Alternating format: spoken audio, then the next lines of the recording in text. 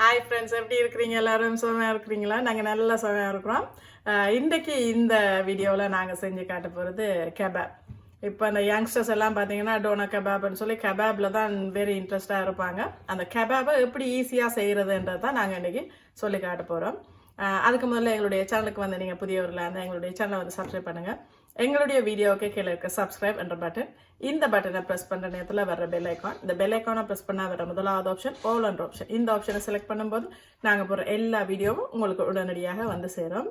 இப்போ வாங்க வீடியோக்குள்ள போகலாம். எப்படி கெபாப் செய்கிறதுன்னு பார்ப்போம். இந்த கெபாப் செய்வதற்கு தேவையான பொருள் எல்லாம் இங்கே எடுத்து வச்சுருக்கேன் பாருங்கள்.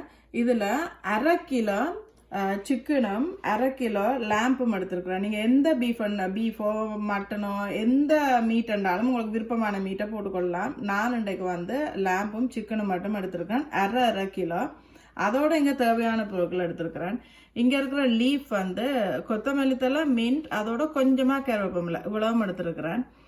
இதில் ஒரு சின்ன துண்டு இஞ்சி, இங்கே உள்ளி கொஞ்சம், இதோட ஒரு 3 பச்சை மிளகாய் எடுத்துருக்கேன். கொஞ்சம் உரைப்பாக இருக்கணுமெண்டா கூட போட்டுக்கொள்ளுங்க. நான் இது பெரிய மிளகாயாக இருக்கிறனால 3 எடுத்துருக்கிறேன். இங்கே வெங்காயம், இங்கே கேப்சிகம் எடுத்துருக்கேன், அதாவது பெல் பெப்பர் சின்ன சின்ன பீசஸாக கட் பண்ணிவிட்டு.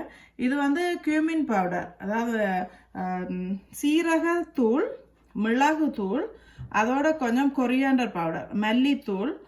அதுக்கு பிறகு இங்கே கொஞ்சம் கரம் மசாலா பொடி. இது நான் ஒரு கொஞ்சமாக கடலை மாவு எடுத்துருக்கிறேன். கூட போட்டுறாதீங்க இந்த கடலை மாவை, இந்த டேஸ்ட்டை வந்து மாற்றிடும். ஒரு கொஞ்சமாக கடலை மாவு, ஒரு 1.5 ஸ்பூன் அப்படி தான் போடணும். அதோட பாப்ரிக்கா.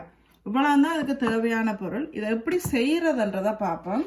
இப்போ நாங்கள் எடுத்து வச்சிருக்கிற இந்த வெங்காயம், அதோட கூட இந்த கேப்சிகம், பெல் பெப்பர், பச்சை மிளகாய், அதுக்கு பிறகு ஜிஞ்சர் கார்லிக், அதுக்கு பிறகு இங்கே இந்த லீவ்ஸ், அதாவது கொரியண்டர் லீஃப், கொத்தமல்லி, புதினா, கருவேப்பமில்லை, இந்த 3 லீஃப். இதை எல்லாத்தையும் போட்டு நாங்கள் பேஸ்ட்டாக அரைச்சி எடுத்துக்கொள்ள போகிறோம் பாருங்க. இது எல்லாத்தையும் ஒரு மையாக அரைச்சி எடுப்போம். இப்போ நான் எல்லாம் வந்து அரைச்சி எடுத்துட்டேன் பாருங்க. இந்த வெங்காயம், இந்த பெல் பெப்பர், அதோட கூட புதினா, கொத்தமல்லி, ஜிஞ்சர் கார்லிக் எல்லாம் இப்படி அரைச்சி எடுத்துட்டேன். இது கொஞ்சம் தண்ணியாக இருந்தால் அப்படி நல்லா புளிஞ்சு கொள்ளுங்க, இல்லை துணி வச்சு புளிஞ்சு கொள்ளுங்க, இல்லாட்டி வடி வச்சு இதை அமர்த்தி புளிஞ்சு எடுத்துக்கொள்ளுங்க. நான் இப்படி தண்ணி இல்லாமல் புளிஞ்சு எடுத்துருக்கேன். கொஞ்சம் லிக்விடிட்டியாக இருந்தால் ஓகே. இப்போ இந்த மீட் 2ஐயும் ஒன்றா சேர்த்துக்கொள்ளும். 2 மீட் போட்டு செய்கிற நேரத்தில் டேஸ்ட் வந்து நல்லா இருக்கும். இப்போ ஒரு மீட்லேயும் செய்யலாம், ஆனால் 2 மீட் இருக்கிற நேரம் நல்லா டேஸ்ட்டாக இருக்கும். இப்போ இதை 2 மீட்டையும் மிக்ஸ் பண்ணிவிட்டு நாங்கள் எடுத்து வச்சுருக்கிற இந்த தூளெல்லாம் போட்டுக்கொள்வோம். இது வந்து கியூமின், அதாவது சின்ன சீரகத்தூள், அதோட இது கொரியாண்டர் பவுடர் என்ற மல்லித்தூள், இது கொஞ்சம் மிளகு ஒரு கொஞ்சமாக போடுவோம், என்ற பாப்ரிக்காவும் போடுறோம். அதே நேரத்தில் பச்சை மிளகாயும் போட்டு அரைச்சிருக்கிறோம். மிளகு, இது கொஞ்சமாக கரம் மசாலா, உப்பு வந்து தேவையான அளவுக்கு உப்பு. அதே நேரத்தில் பாப்ரிக்கா பவுடரும் கொஞ்சம் போடுங்க, டேஸ்ட் வந்து நல்லா இருக்கும். அதுக்காக பாப்ரிக்கா பவுடர் இது ஒரு நல்லபடியான கலரையும் தரும் பாப்ரிக்கா பவுடர். அதுக்கு பிறகு கடலை மா, இந்த கடலை மாவில் தான் கவனமாக இருக்கணும். கொஞ்சம் கூட போட்டுட்டிங்கன்னா பஜ்ஜி மாதிரி வந்துடும். அதனால் ஒரு 1.5 ஸ்பூன் அந்த மாதிரி சின்ன டேபிள் ஸ்பூனாக போட்டால் காணும். அதோடு இங்கே நாங்கள் அரைச்சி வச்சுருக்கிற இந்த பேஸ்ட் எல்லாத்தையும் போட்டு ஃபுல்லாக மிக்ஸ் பண்ணி எடுக்க வேணும். எல்லாத்தையும் ஃபுல்லாக அப்படியே சேர்த்து மிக்ஸ் பண்ணிக்கொள்வோம். இதை நீங்கள் அவனுக்குள்ளேயும் வச்சு செய்யலாம், இல்லை ஒரு சின்னதாக அந்த தோசை எல்லாம் செய்கிற அந்த சின்ன சட்டியில் எண்ணெய் விட்டுட்டும் நீங்கள் அதை செஞ்சு எடுக்கலாம். இல்லை வெளியில் அடுப்பு வச்சுட்டு அதில் வந்து பாபக்கு செய்கிற மாதிரியும் செஞ்சு எடுக்கலாம். நல்லா டேஸ்ட்டாக இருக்கும். அதை பேக்கெட் அந்த ப்ரெட்டோடு சாப்பிடலாம், இல்லைன்றா ரேப்போடு வச்சு சாப்பிட்டுக்கொள்ளலாம், நான் ப்ரெட் இப்படி எதோடையாவது இதை சாப்பிட்லாம். இதெல்லாம் ஒரு ஃபேமஸான ஒரு சாப்பாடு இது கெபாப். இப்போ நான் இதை நல்லா பிசைஞ்சு எடுத்துட்டேன்னு பாருங்க. பிசைஞ்சு எடுத்துட்டு இதை எப்படி இந்த கெபாப்பை செய்கிறதுண்டா இப்படி ஒரு போல் மாதிரி எடுத்துக்கொள்ளுங்க.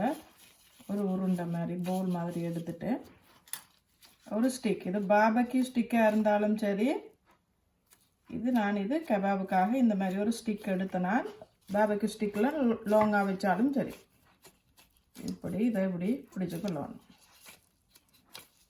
இதை நீங்கள் அவனுக்குள்ளே வைக்கலாம், இல்லையண்டா வெளியில் அடுப்பில் வச்சு செய்யலாம், இல்லையண்டா வீட்டிலையே தோசை சட்டியில் லைட்டாக எண்ணெய் விட்டுட்டு இதை செஞ்சு எடுக்கலாம்.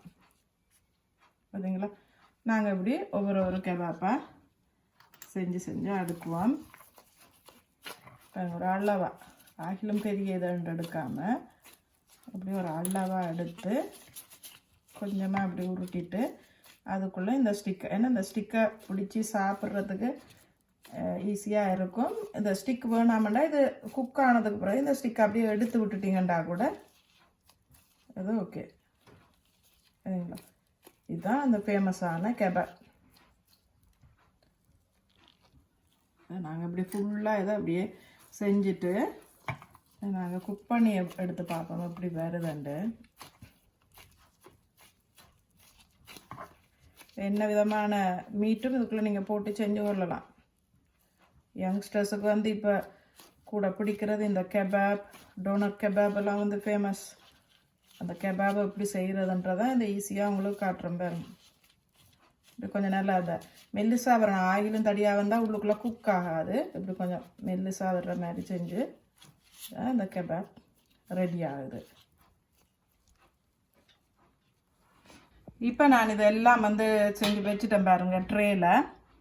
இதை நாங்கள் இப்போ அவனுக்குள்ளே வச்சு தான் குக் பண்ண போகிறோம்.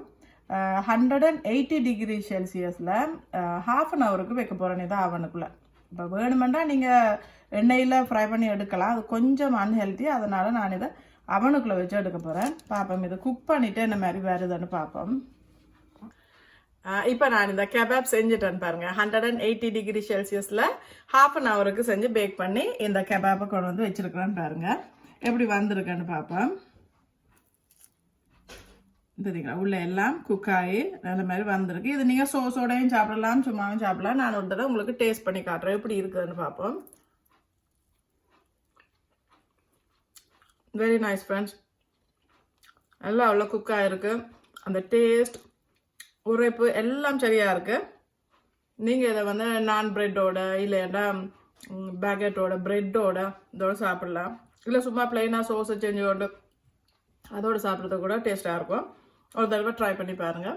இந்த வீடியோ உங்களுக்கு பிடிச்சிருக்க நம்புகிறோம். பிடிச்சிருந்தா எங்களை சப்ஸ்கிரைப் பண்ணுங்கள்.